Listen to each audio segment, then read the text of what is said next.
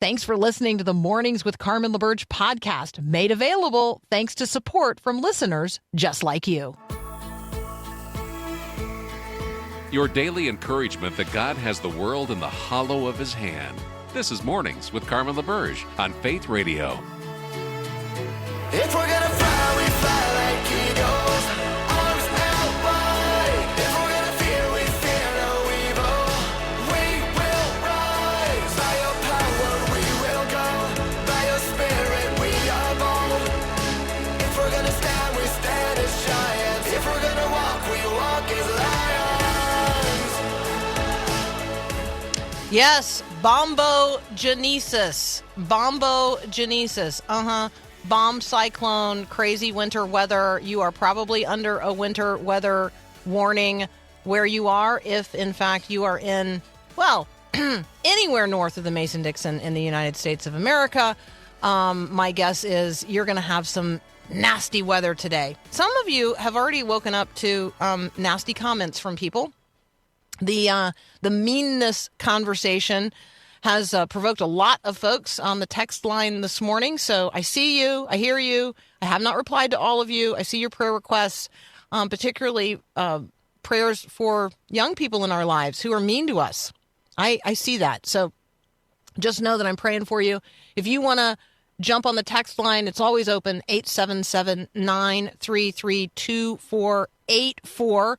As if on cue, Mean Girls is a movie that just premiered in New York a couple of days ago, and is it's going to be the movie of the weekend. So we'll talk with our friend Adam Holz about that in just a moment. I want to have a conversation about Mean Girls. Mean Girls are a big part of why the Samaritan woman was at the well by herself in the middle of the day. And Jesus intentionally went there in the middle of the day alone, sent the disciples off because he knew the mean girls in her town meant that she's going to be out there all by herself in the middle of the day, in the heat of the day, just to avoid them, just to avoid their mean looks and mean side, halfway behind the hand conversations, that loud whisper where people are talking loud enough for us to hear, even if they're acting like they're talking quietly enough for us to not hear. You know this reality. You have lived this reality on one side of it or another. You have either experienced mean girls or you are one. And they're not just in junior high school or college. They're not just on social media. Mean girls become mean women. Cliques persist. This is one of the ways that the spirit of the world has invested itself in and infested the church. You might have a mean girl in your small group. You might have a mean girl in your community group. Like, there are mean girls in the church. This is an issue of discipleship and mentoring and accountability. And when we think about the way that older, mature, they're not always older, but they tend to be older. I'm now older. I just found out yesterday via an ad that scrolled across social media. I'm now considered a senior. Because I'm, over 55. Did you know that quote unquote senior is now over 55? I'm like, that means half of America is, anyway, whatever. Well, in my view, because, in my view, I'm right in the middle, but apparently not. Okay. I digress. I'm so sorry. This is what a conversation with Carmen in real life looks like. So there you go. So there are mean girls, and this is an issue of discipleship and mentoring and accountability. And so I'm thinking here about older women in the church, like myself, thinking about those of us who have been walking with Jesus for a long time, who do know the path of discipleship. It's our responsibility to engage with and start fostering a culture of kindness in the midst of a culture where meanness is being identified all the time.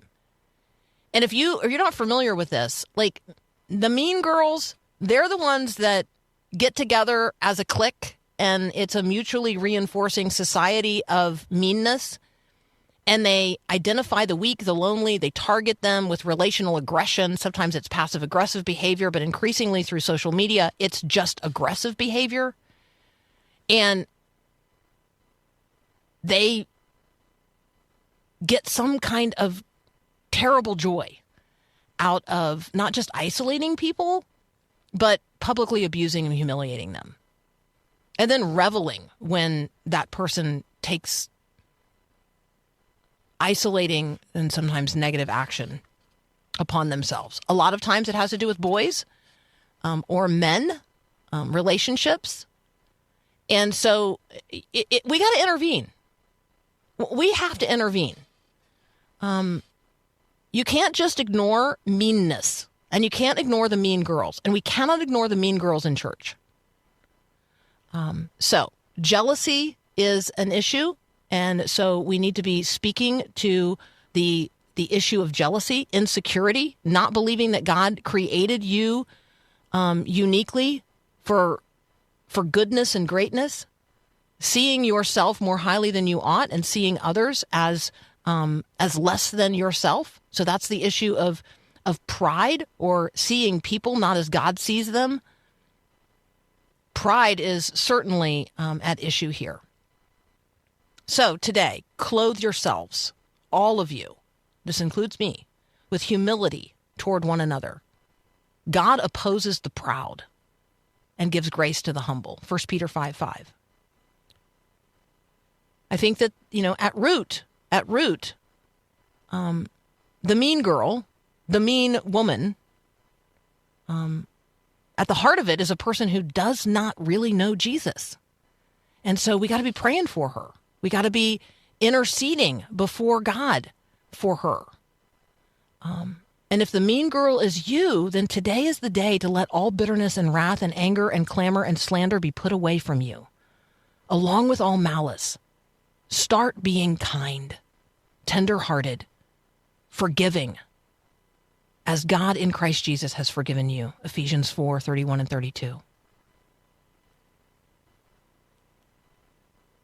If you are the target of the mean girl or the mean girls, just know you're not alone. Know you're not alone. You are seen, you are heard, you are beloved, you are blessed. And Jesus' words in Matthew 5, I just speak them over you, if you're the target of the mean girl today. You've heard it said, you should love your neighbor and hate your enemy, but I say to you, love your enemies and pray for those who are persecuting you. If you love those who love you, what reward is that?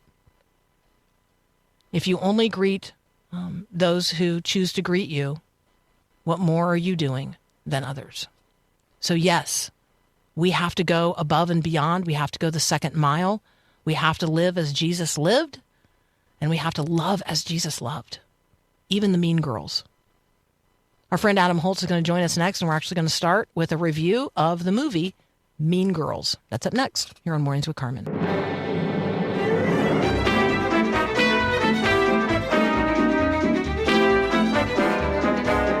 Adam Holz is back with us from Focus on the Family's Plugged In. Good morning, Adam. What's the weather where you are?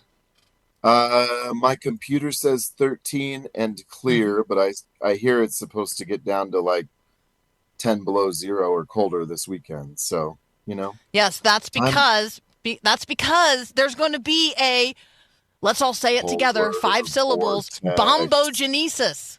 Bombogenesis, man. I know. It's been reduced to bomb cyclone, but how much more fun is it to say bombogenesis? Go ahead.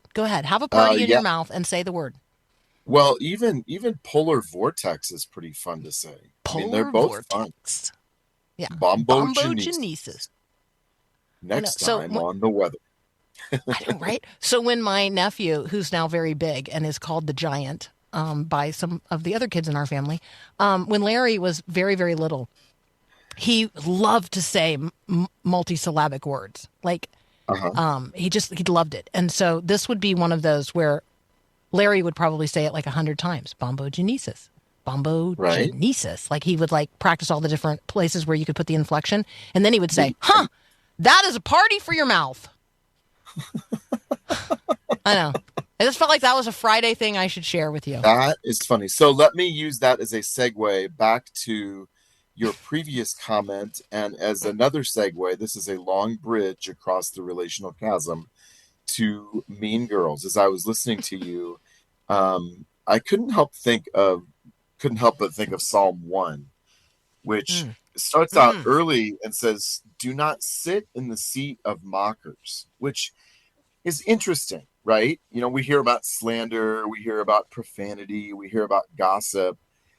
I am not sure I could pull out another passage off the top of my head where that idea of mockery is in play. And I think a lot of times at the core of meanness is that impulse to mock. And I think it's worth just taking a step back and asking the question, why do we want to make fun of stuff? Like, what's going on there spiritually, psychologically? And for me, I'm going to answer that question. I know that my combination of sarcasm and cynicism can often get a laugh, right? And so it can feel really good to have the affirmation of somebody thinking that you're funny. But when we're just taking shots at people, you know, it's one thing to make a clever observation about life that's funny. I actually think most really good humor comes from comedians who see life very clearly and are able to help us see the absurdity in it. But when it crosses that line and it's coming at the expense of somebody else, I think that we're sitting in the seat of mockers. And we have a culture that's full of mockery, Carmen. I mean, I just get on TikTok or YouTube. I mean, how many of the short videos that we may take some delight in are coming at somebody's expense, you know? And not to get overly spiritual, but even stuff like before TikTok, we had America's Funniest Home Videos, right? And how many of those are people having accidents or pratfalls or doing something ridiculous? And again, a lot of that's innocent, right? I don't want to over spiritualize, but do I have a heart of meanness? You know, do I have an impulse to want to mock other people or to make myself feel better at somebody else's expense? And that's a spiritual issue, as you were talking about. Totally. All right, let's do a review of the movie since that is that's out there and in play. Yep. Tell us about Mean Girls 2024. Mean Girls 2024 is a reboot/remake of the 2004 version, which starred Lindsay Lohan and Rachel McAdams. And in that version and this new one, there's a girl named Katie who this time around, she's being raised by a single mom who has been working in Africa. Katie has grown up being homeschooled in Africa and comes to America and ends up at a very privileged, very catty, very mean school, and comes into contact with the queen bee of the school, Regina, and makes the terrible mistake of expressing interest in Regina's ex-boyfriend. And at that point, it's game on. And the movie really is about how Katie kind of stoops to Regina's level to get her, and then has this sort of prodigal son awakening of, oh, I actually don't want to be that kind of person. And so there is a moral lesson here. This is a satire. That said, there is a ton of sexual and suggestive content. There is a much stronger emphasis on LGBT identity this time around than there was in the first one back in 2004. It's remarkable how even in the span of 20 years, culturally, we're at a totally different place. And that said, there are places that they dialed the script back, and it's actually not as mean and not as nasty as the original.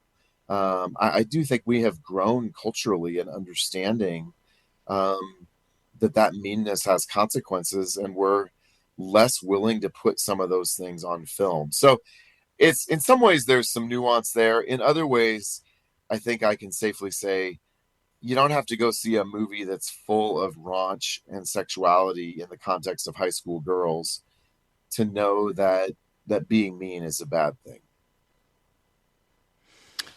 Being mean is a bad thing. And so let me just speak here to a moment for a couple of people on the text line. We're talking with our friend Adam Holz from Focus on the Family's Plugged In. Mean Girls 2024 is the movie that got me thinking about this topic today.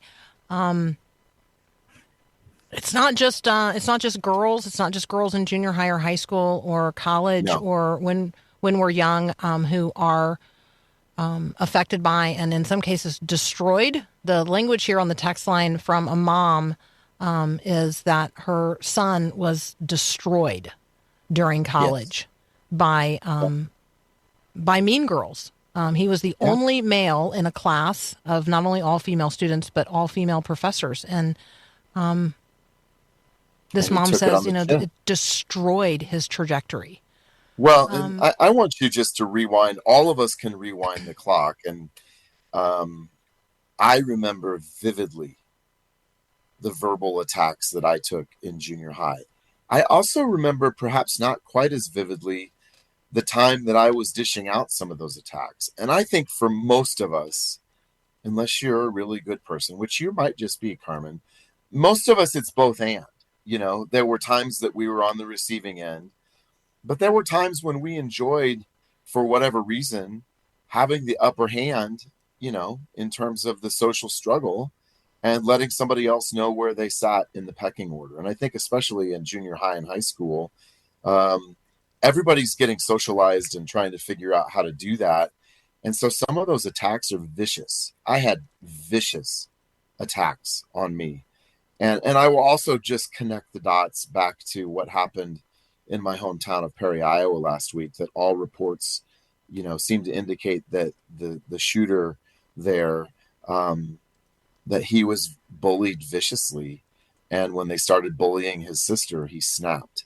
And so sometimes meanness can have consequences that are not merely hurtful, but life altering for those involved.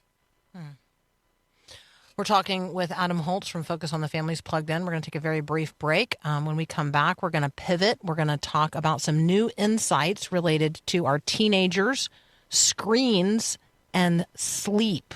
There's a new study out that most of us, the overwhelming majority of us, are not getting good sleep, not even like a third of the nights a year. And if we're not getting good sleep, then we're certainly not getting good rest. And when we're not well rested, all kinds of terrible things happen, not only to our bodies, but to our relationships. So how can we help our teenagers manage their screens in order that they can get better sleep? That's up next here on Mornings with Carmen. What are some of the things that you find hard to believe? Do you find it hard to believe that God hears you? Do you find it hard to believe that God loves you? Do you find it hard to believe that right now God knows how many hairs there are on your head and how many are on your hairbrush? Do you sometimes find it hard to believe that God cares about you and the stuff going on in your life right now? My friend Susie Larson wants you to be reminded every single day, that God is good. Would you like to wake up to the goodness of God? Just text the word good to 877-933-2484.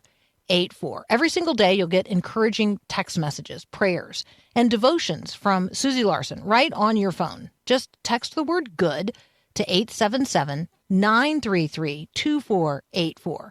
Connecting faith to life. Faith Radio.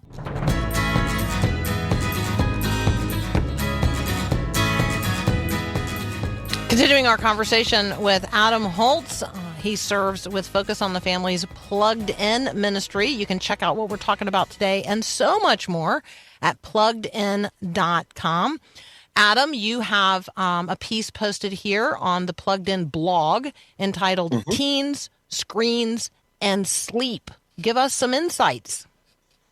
Well, we've long known that exposure to the light emitted by screens, and specifically the light that's problematic is ultraviolet light, can affect our sleep. And the reason for that is that when your eye and your brain process ultraviolet light, which is emitted through all of those flickering pixels, it tells your body that the sun is out, that it is time to be awake, that God has really wired us to respond to our environment. We're fearfully and wonderfully made, right?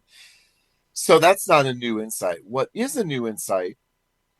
Well, let me actually stop there. That's why experts say turn your screens off an hour before bed, because it gives your brain space basically to remember, oh yeah, it's nighttime, I'm supposed to be sleeping now, as if your brain is, talking with a smiley face. What they have just discovered, researchers at Penn State found a correlation between not only just screen time in general, but the kind of screen time that teens have during the day also correlates with their sleep. And they studied 475 kids, and they found that for each hour during the day that they texted, messaged, or played video games, adolescents fell asleep 11 minutes later.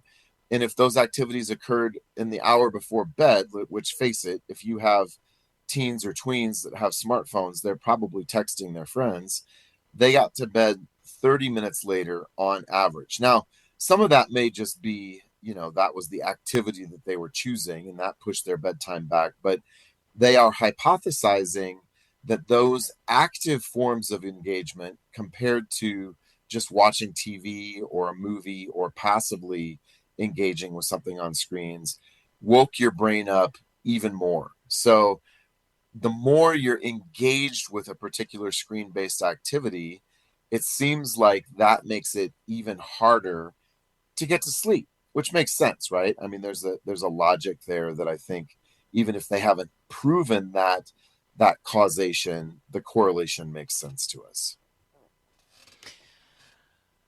A lot of adults listening right now are watching, probably not right this minute, watching movies on their smartphone. But that is something that a lot of people do. A lot of people play video games on their smartphones. A lot of people do something on their phone, even when they're with their kid who is doing something else on their phone. Like, right. Part of this is learned behavior, and part of this is what we're modeling. I don't think that we as adults escape the ire here.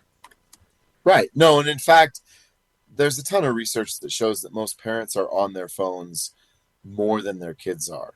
So the reality is, as much as we want to pin this on the kids, our problem and our compulsions with phones statistically are as bad or worse. And we're setting the tone. Our kids are going to do what we do. And so if we want our kids off their devices at night, guess what? We have to get off our devices at night too. And there is no sensitivity like a child's ability to sniff out hypocrisy in parents, right? Like, do as I say, not as I do. No, it doesn't work. They're going to do what we do. And if we're trying to hold the line there, but we think we can secretly cheat ourselves, guarantee your kids know what the score is. They do. It's just a given. So this is an issue that we have to face together as families.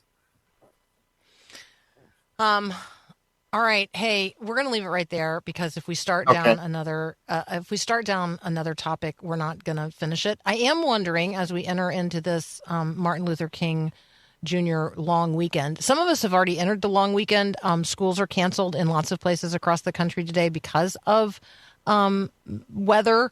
And if you're in a place where it's going to snow a lot today, and I'm in a place where it's just that the wind is going to blow and it's going to rain, I know you mock us. It's okay. I know you do. But let's be praying today for people who do live in places where the weather's going to get nasty. And so, Adam, lift up the place where you live and the people where you live. May God keep you safe today. And may, by his grace, we be back together to talk again in the near future. That sounds great, Carmen. I'll look forward to it. Thank you. Likewise. That's Adam Holz. Check out what we talked about today, but so much more at pluggedin.com. All right. So when you are asked, hey, how you doing? How are things going? Do you ever say, oh, everything's fine? Is that true? Like, what does that mean? I know there's like an acronym when we use that. Maybe you know that acronym. Maybe you could share it with me if it comes to mind right now. 877-933-2484. Katie Schnack is going to talk with us about the reality that everything is not fine. It's just not. Everything is not fine. So how do we find strength to walk with Christ, to make progress in our spiritual life when life gets annoyingly difficult? That's her language. When life gets annoyingly difficult, when everything is not fine, how do we keep moving forward in faith? That's up next here on Mornings with Carmen.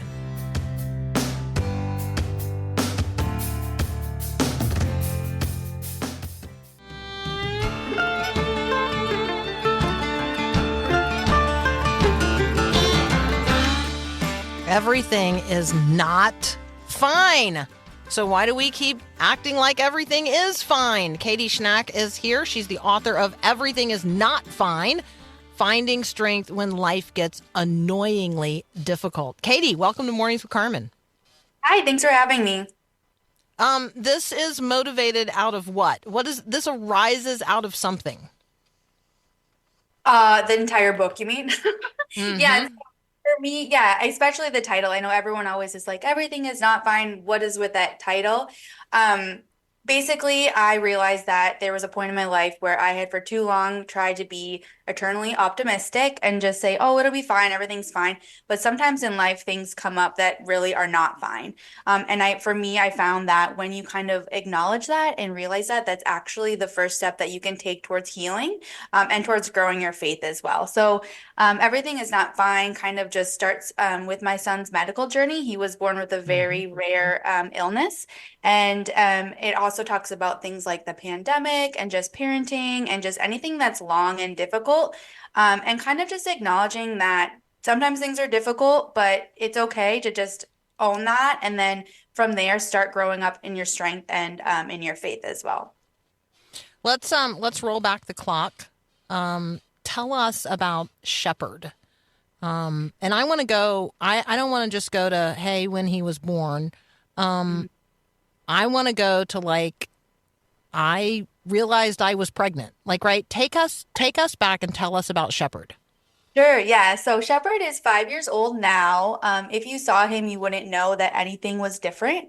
But when I was at my 20-week anatomy scan, which if you've ever been pregnant, that's a very exciting day. You're just meant to go there and see your baby on the screen, jumping around for a long time. But we went there and our ultrasound tech got really quiet. And we were like, that's interesting. And then they brought in the doctor and then they got really quiet. So from there, we just realized that he had a heart defect in utero, which in itself was devastating. Come to find out after he was born, his heart defect was okay. And we just monitored it for a couple years. But when he started sitting up, he was very crooked. And we were like, okay. And so we took him in for that. And then that led to more tests and more tests. And then eventually we got the diagnosis of VACTERL association. And he has deformities on several major organs like spine, spinal cord, kidneys, and heart. So from there, it's just been a journey of becoming medical parents and kind of really just grappling with our faith in the midst of all that. There's been about 4 surgeries. There's been countless tests and procedures. And, you know, it just flipped our world upside down. And there's been a lot that we're so grateful for.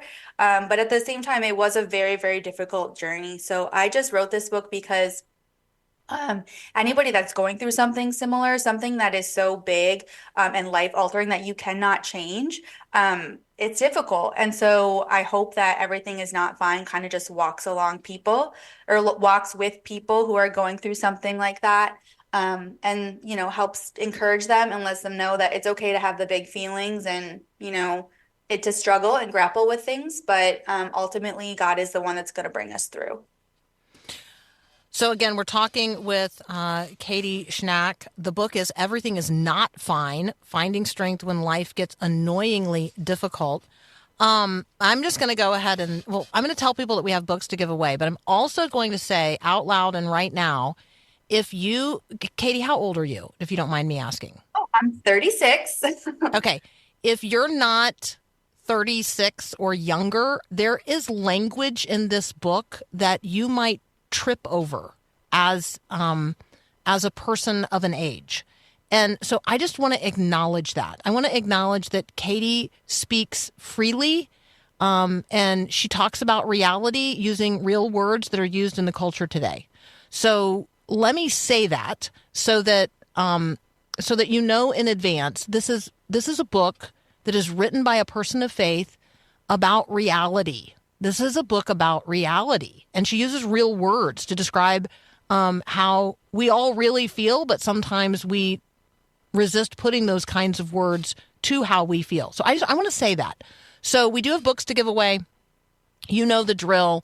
If you want to enter the drawing for the copies of Everything Is Not Fine, text the word book to 877-933-2484.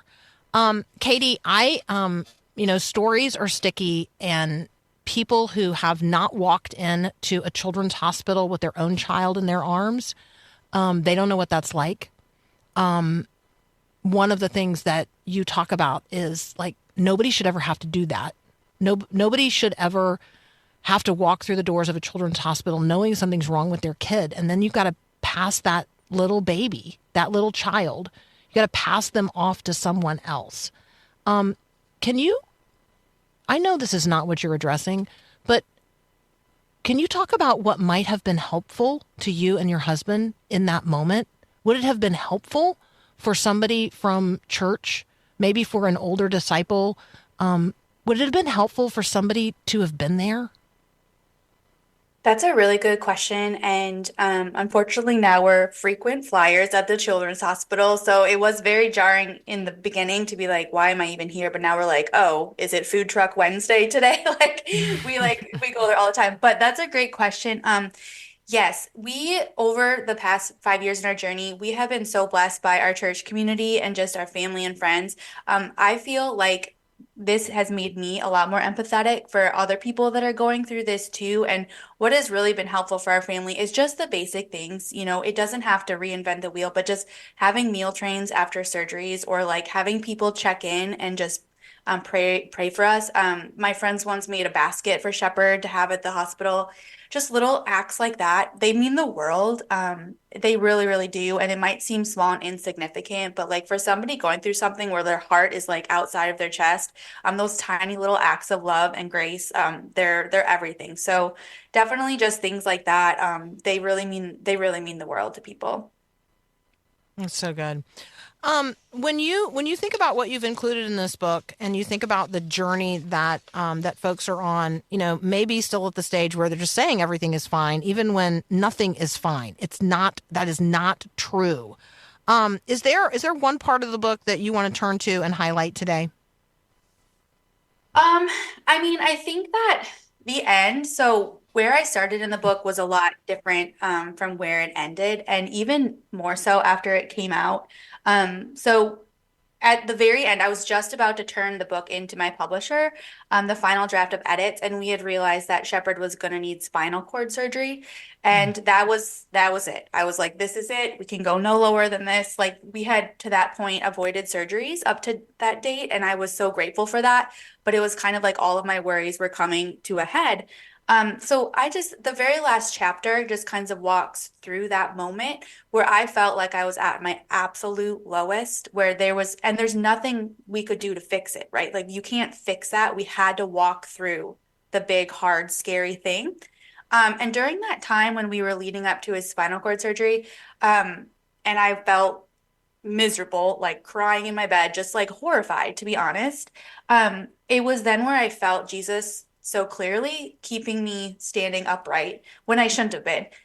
So I just think that's what it all is about. Like even when we feel like we can't get up in the day and we can't go forward, like if we cry out to God and be like honest, be like that I'm really, really struggling, like sometimes that's where we do see God the most clear. And that's what I would kind of encourage people, that it's not our own strength that we're leaning on, but it's God's strength, and that's a big strength, right? And so That's kind of what the whole book comes to a head. It's like at that moment when I was at my lowest, I felt Jesus the most clear, and I'll never forget that. We're talking with Katie Schnack. Her book is Everything is Not Fine. Finding Strength When Life Gets Annoyingly Difficult. We do have copies to give away today. If you'd like to enter that drawing, text the word book to 877-933-2484. He's 5 now. I know it's impossible to, in any child's life, it's impossible to look ahead and say, what's the future hold? What have medical people told you is ahead? Like, what is his prognosis? Yeah, that's a good question.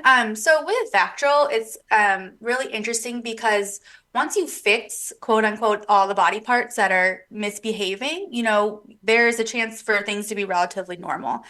So we've done kidney surgery and we've done spinal cord surgery, and now we're just kind of monitoring a couple other things. Right now, we're in a season of medical calmness, which has been really interesting because we've been so accustomed to having something big and scary looming ahead.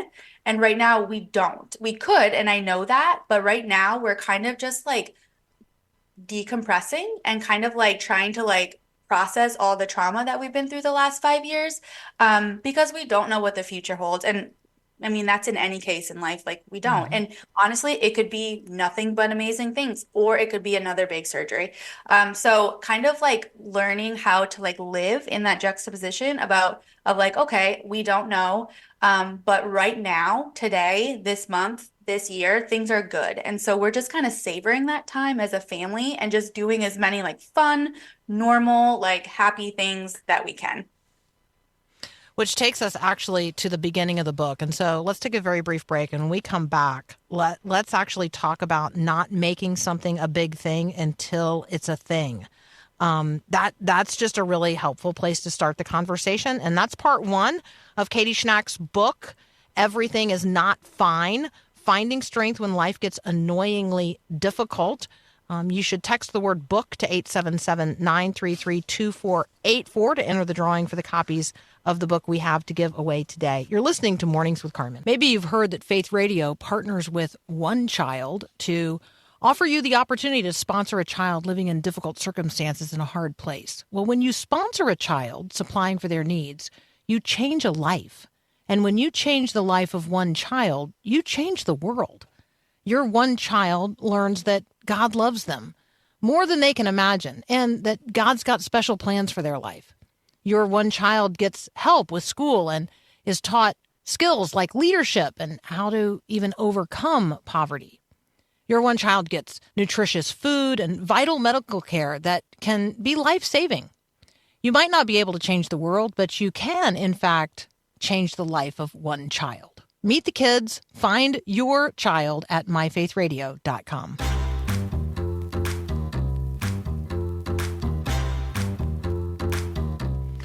Hey, thanks so much for participating in the conversation. The text line is open, 877-933-2484.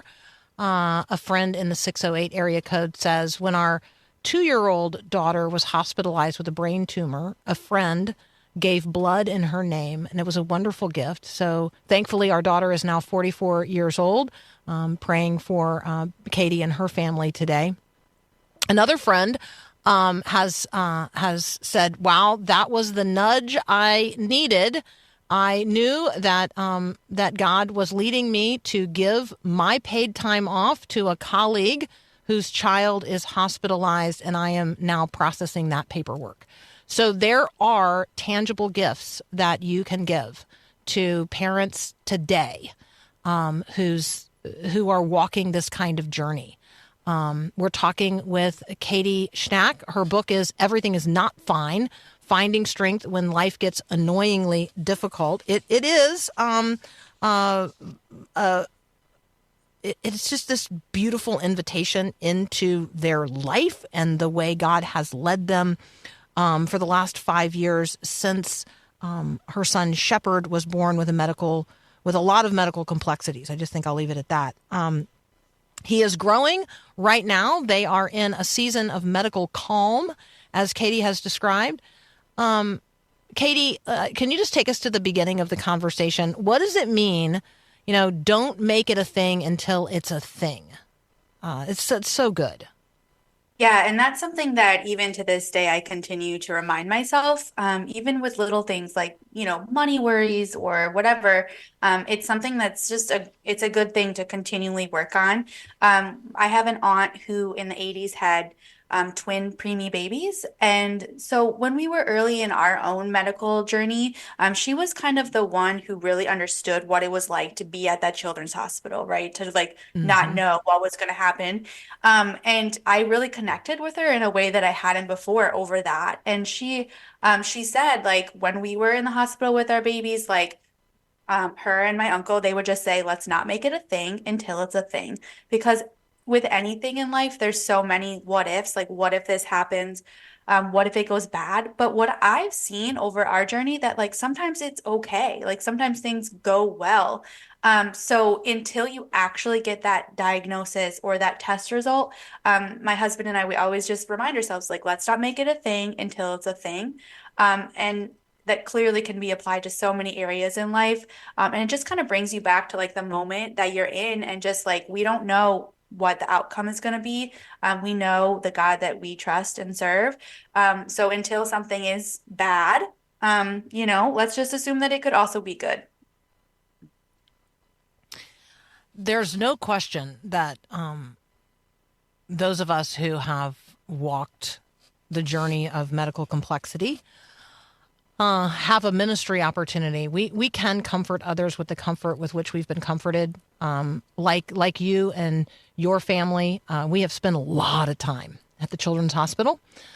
Frequent flyers for sure. Matthew's now 18, so we have fewer and fewer reasons to spend long periods of time in the hospital because, like you, like once those issues are addressed. And he learns how to manage and cope with some of them that we're not going to address. There's just less reason to be there. But I will tell you, Katie, that I really resonated with so much that you said in your book.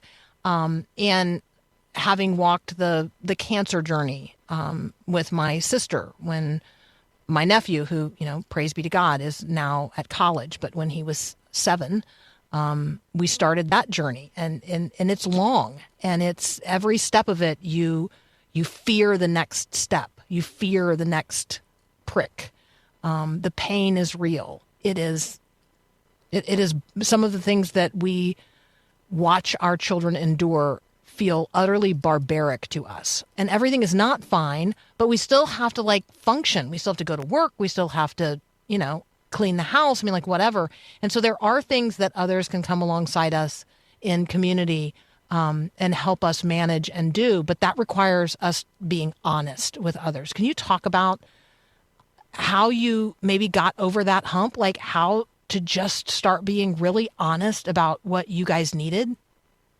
Yeah, absolutely. And I think especially like as believers, my first instinct when this all happened was to be like, oh, like we will be strong and we can inspire others. But the reality is when you're going through something that's really, really challenging, like that's not going to always be your first response, right? And so that is where that honesty came in early on for me. Like when I did realize like, okay, like this isn't okay. Like it's not okay watching my son suffer. It's not okay, all those things, you get it too.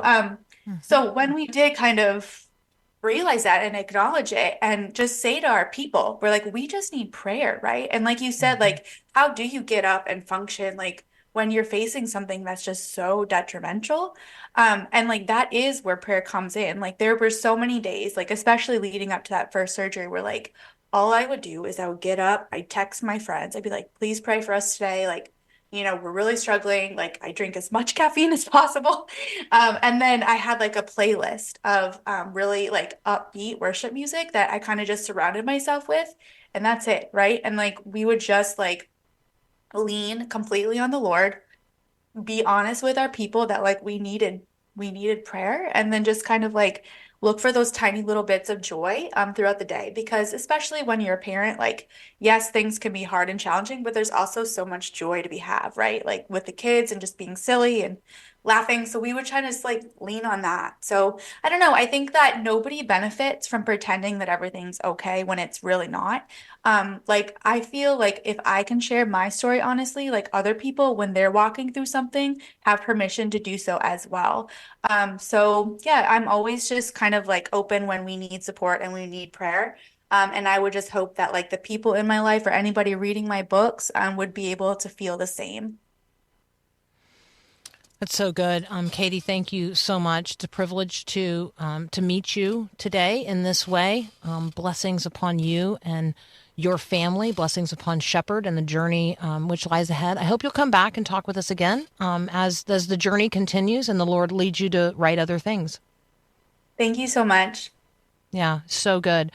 What are you walking through? Who do you know in your community, in your neighborhood, in your church, at your child's school that is walking through a mess right now? How might you come to better understand what they're experiencing and then by that become empathetic and walk with them the next stretch of the journey? That's what Katie's book is going to provide for you, a window into how Christian believers walk in the midst of the mess. The book is Everything is Not Fine. Finding Strength When Life Gets Annoyingly Difficult. We are giving away copies today. You can enter the drawing to receive one of those copies by texting the word book to 877-933-2484. Yes, it's Friday, so there ought to be a Friday farm report. Let's see. Friday farm report.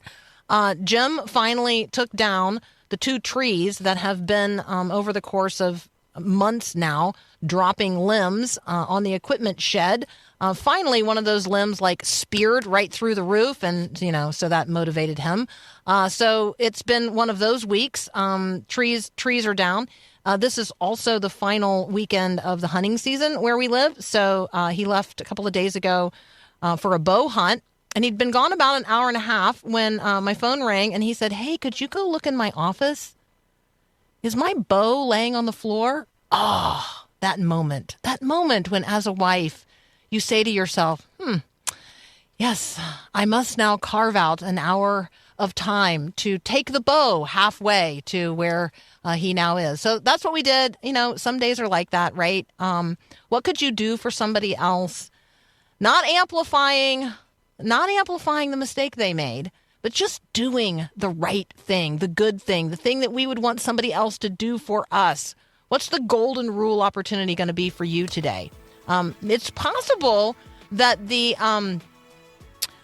bombogenesis would supply you the opportunity to be gracious to someone today. It might be, going ahead and blowing the snow off the next part of the sidewalk or the next driveway. It might be, helping somebody that doesn't know how to drive in severe winter weather. You know what? Give them a little counsel and coaching. Yeah, be kind, be gentle, drive slowly, leave lots of gaps between you and the person in front of you. That would be my counsel today. Stay warm. Get close to Jesus. Get yourself into the Word of God before you get out there into the world that God so loves. Let's live today in ways that honor Jesus, and let's represent him well in the culture in which we live. Oh, yes, and this will cost you nothing. Be kind. Be kind. We'll talk again soon. God bless. Thanks for listening to Mornings with Carmen LaBerge. Podcasts like this are available because of your support. If it's important to you to hear things that encourage your faith, click the link in the show notes to give now. And thanks.